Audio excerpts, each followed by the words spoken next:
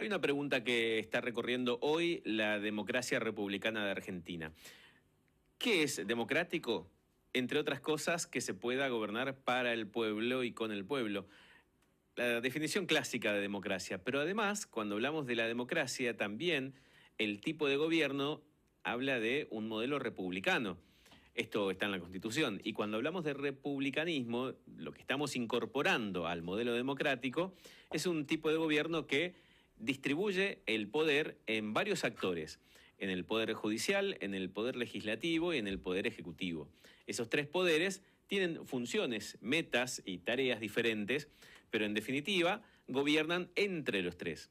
¿Qué pasa cuando se impone uno sobre otros? Empiezan los desequilibrios y es donde esa zona difusa de los límites de cada uno de esos poderes empieza a tornarse un poco incómodo. Es cuando se empiezan a cometer excesos, en definitiva. Por eso, si bien hay posibilidades de que cada uno de los poderes pueda tener algún tipo de diálogo con el otro, es esperable que así sea, no es lo mismo que el diálogo sea solo de una única voz que se impone sobre las demás, a también que intente silenciar a esas otras voces. Un poco es lo que está pasando, dicen algunos especialistas, cuando miran qué tipo de gobierno está llevando adelante la actual gestión. ¿Por qué? Porque esta cantidad de vetos sobre las leyes aprobadas por el Congreso están manteniendo una y otra vez la idea o el sentido de que no tiene sentido que el Congreso funcione. Si en definitiva no solamente va a vetar la ley aprobada en la Cámara de Diputados, sino que aclara y anticipa que aunque el Congreso insista con esas leyes, no las va a cumplir. Eso es lo que, en algunos puntos, hace que se parezca a un gobierno al que no le interesa mucho la definición de los otros poderes del Estado. De eso vamos a hablar con el doctor Jorge Diegues, que es docente de Derecho Constitucional en la UBA y que tiene muchos textos escritos al respecto del alcance de los decretos de necesidad y urgencia. Pero mientras esperamos que nos atienda, vamos a hacer una pequeñísima recorrida por uno de los últimos escritos que ha publicado en Observaciones Constitucionales sobre el alcance de los decretos de necesidad y urgencia, publicada en la revista especializada La Ley, en donde define, entre otros puntos, la relevancia que adquiere para determinadas situaciones específicas, no como una herramienta de gobierno cotidiano. Jorge Diegues habla con nosotros. Gracias por atendernos. Jorge, ¿cómo estás? ¿Cómo estás, Diego? Buenas noches para todos. Bueno, muchas gracias a vos por este tiempo y para acercarnos a algunas referencias sobre este tema. ¿Hay un riesgo cuando se usa este instrumento en demasía o cómo se mide la cantidad de ocasiones en las que el Poder Ejecutivo puede legislar mediante esa herramienta? Mirá, desde la reforma de 1994 se consagró expresamente la habilitación para que el Poder Ejecutivo pueda dictar decretos de necesidad y urgencia, pero solamente de manera excepcionalísima. El artículo 99, inciso 3 de la Constitución, para darte una idea de cuál es el alcance de esta facultad, dice textualmente: el Poder Ejecutivo no podrá en ningún caso, bajo pena de nulidad absoluta e insanable, emitir disposiciones de carácter legislativo. Solamente cuando circunstancias excepcionales hicieran imposible seguir el trámite ordinario previsto por esta Constitución para la sanción de las leyes y no se trate de materias que aborden cuestiones tributarias, electoral, régimen electoral o de partidos políticos, podrá emitir decretos por razones de necesidad de urgencia, los que serán decididos en acuerdo general de ministros y refrendados conjuntamente con el jefe de gabinete de ministros. Esto es lo que dice la Constitución. Así que vos fijate que los decretos fueron concebidos para situaciones muy excepcionales. La Corte Suprema, en un caso muy famoso que es Consumidores Argentinos del año 2010, dijo que solamente se pueden emitir ante circunstancias de fuerza mayor que impidan a las cámaras reunirse para dar el tratamiento legislativo que es necesario en un plazo que demande la urgencia de la sanción de la ley. ¿Cuáles son esas circunstancias excepcionales que, por ejemplo, dijo la Corte? Algunas circunstancias de fuerza mayor, como podría ser un terremoto, sin ir más lejos, lo que sucedió al principio de la pandemia, cuando nadie podía salir de su domicilio, por ejemplo. Esa fue una circunstancia claramente ilustrativa de un impedimento para las cámaras del Congreso de reunirse. Si ustedes recuerdan, después se instrumentó las reuniones vía Zoom, pero hubo que pasaron varias semanas para antes de empezar con ese sistema. En ese momento no podían reunirse las cámaras porque nadie podía salir, y ahí sí estaban dadas las condiciones, pero vos te das cuenta que en el ejemplo que yo te doy son condiciones extremísimas. No son para que el Poder Ejecutivo pueda recurrir a esta vía cuando no tiene una mayoría en alguna de las cámaras del Congreso.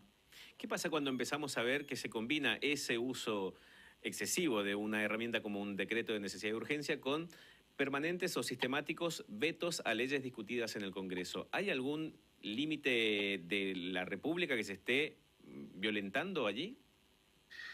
Mirá, claramente el uso abusivo de decretos de necesidad y urgencia de parte del Poder Ejecutivo, cualquiera sea, claramente es una práctica claramente antirrepublicana. No estoy haciendo referencia a tal o cual Poder Ejecutivo, yo esto lo vengo criticando desde hace tiempo, pero claramente que es claramente una práctica antirrepublicana, y ahí el control previsto por la Constitución es doble. Por un lado, las cámaras del Congreso, que son las que deben abocarse al tratamiento y en su caso rechazarlo.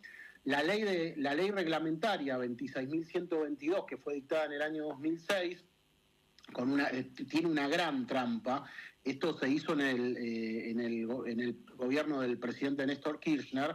Se dice que la principal autora de esta ley fue Cristina Fernández de Kirchner.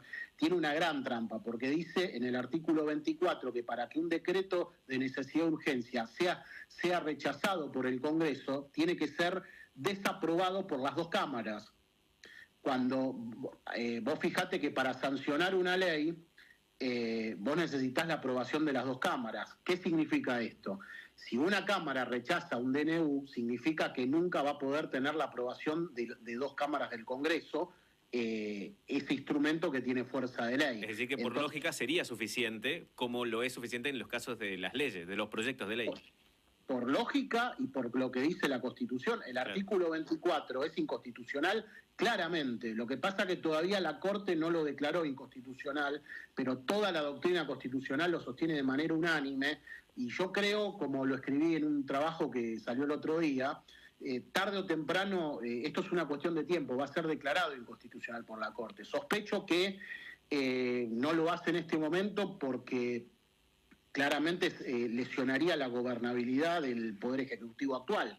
Ahora, la Constitución es la que es y no la que le gusta al gobernante de turno, ¿no es cierto? Claro.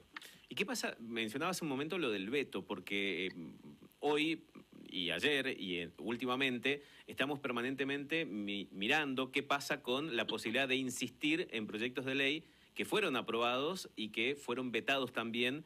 Y en el último año y medio tal vez sea una de las características principales de esta discusión entre el Poder Ejecutivo y el Poder Legislativo principalmente. Mira, claramente yo soy consciente, todos lo somos, que el presidente Javier Milei asumió su gobierno con una absoluta, franca minoría en ambas cámaras del Congreso.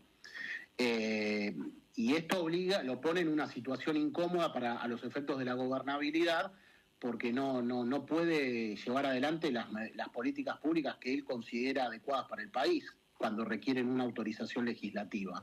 Ahora, dicho esto, la Constitución es la que es, y él conocía las reglas de juego cuando se presentó a una candidatura presidencial desde una fuerza política nueva. La Constitución dice que el Congreso se renueva por mitades en la Cámara de Diputados y por tercios en el Senado, con lo cual, sumado al hecho de que la gran cantidad de votos que él obtuvo en la segunda vuelta no se trasladó a la conformación del Congreso, primero por estas circunstancias que heredó, y segundo porque la conformación del Congreso se dio con los votos obtenidos en la primera vuelta, no en la segunda. Todo eso hizo un caldo de cultivo para que esté en absoluta y una franca minoría en el Congreso. Probablemente sea la agrupación política con la más amplia minoría legislativa en el Congreso de la Nación. Por eso es que se están viendo este tipo de prácticas. Eh, ¿Qué es lo que sucede con los vetos? La Constitución establece, le da la facultad al Poder Ejecutivo de vetar una ley. Esto fue establecido por la Constitución de los Estados Unidos y lo copiaron los constituyentes argentinos. Y al Congreso también le da una herramienta para poder revertir ese veto, que es la llamada insistencia legislativa. Es decir, si con los 2/3 de los miembros presentes de cada una de las cámaras logran insistir técnicamente sobre la sanción de la ley, el Poder Ejecutivo no puede hacer nada y la ley se publica igual y tiene que cumplirla obligatoriamente como toda disposición de carácter legislativo. Claro, lo que pasa que no es fácil alcanzar los 2/3, ¿no? Y ahí estamos, el Poder Ejecutivo le basta solamente dictar un decreto para vetar una ley y el Congreso necesita los 2/3 de los miembros presentes de cada una de sus cámaras para ponerla en vigencia justamente después del veto. Este es el sistema que prevé la Constitución. Te puedo dar algunos datos, si es que les interesa, algunos datos legislativos. Sí, sería interesante. Para formarse una idea. Mira, hay un trabajo que publicó una colega mía que es María Verónica Nolasco del Observatorio de Decretos Delegados que realiza la Facultad de Derecho de la Universidad Austral, donde yo doy clases, ¿no? Y a eso podemos sumarle algunos datos que yo consulté a través de la Dirección de Información Parlamentaria de la Cámara de Diputados, con lo cual podemos completar un cuadro de la siguiente manera. Entre el 10 de diciembre del 23 y el 12 de agosto del 25, es decir, desde que asume el presidente Javier Milei, se sancionaron 52 leyes. El presidente, desde el momento que asumió, dictó 76 decretos de necesidad de urgencia. Eso significa que hay más decretos de necesidad de urgencia sancionados que leyes dictadas por el Congreso, para que vos te des una idea. Vetó 7 leyes hasta el momento, y bueno, en desagregado podemos decirte que en 2024 se sancionaron 44 leyes, en 2023 se sancionaron 34. Las leyes insistidas por el Congreso, de acuerdo en ejercicio de este mecanismo que yo te describo de los 2/3 de los miembros presentes, desde el 10 de diciembre del 83 al 19 de agosto del 25 de este año, fueron 41. La última ley que el Congreso logró insistir, imponiendo esta mayoría de 2/3 de los miembros presentes, de los miembros de cada Cámara, fue en el año 2003, que fue la ley de presupuesto justamente para el año 2003, la ley 25.725.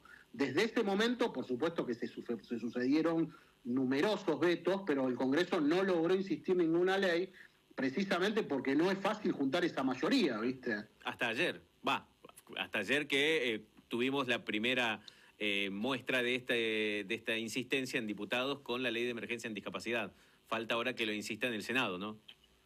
A ver, desde 2003 a la fecha, yo no creo, no tengo el dato preciso, pero no creo equivocarme si te digo que a lo mejor alguna de las dos cámaras logró insistir una ley. Claro. Pero no las dos juntas, que es lo que exige la Constitución. Claro. Así que la situación de ayer es posible que se haya replicado anteriormente, pero no con las dos cámaras. Vamos a ver qué sucede con esta ley, ¿no?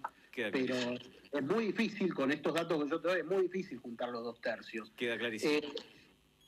El veto te diría, mira, ya es una cuestión más académica, es una institución monárquica, ¿no? Porque esto me llevaría varios minutos explicarlo, pero viene del derecho inglés, ¿no? Cuando originariamente las leyes se hacían por petición, es decir, los miembros del Parlamento británico no redactaban un proyecto de ley, peticionaban una determinada disposición al monarca, y el monarca era el que redactaba la ley de acuerdo con la petición que hacían los miembros del Parlamento.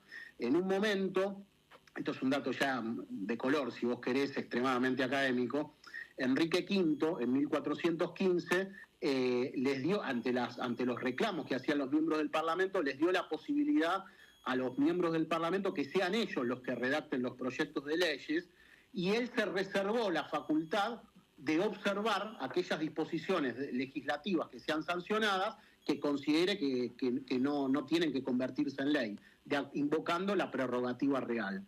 Ahí es donde nace el derecho a veto, como una fuente monárquica, como te darás cuenta, fue copiado en la Constitución de los Estados Unidos, dándole la posibilidad esta que copió nuestra Constitución de insistir a cada una de las cámaras con los 2/3 de los miembros presentes, que como te señalé anteriormente, no es fácil de hacer esto. Pero ese es el origen constitucional del veto. Enorme agradecimiento por la claridad del análisis y este registro que nos permitiste conocer. Gracias.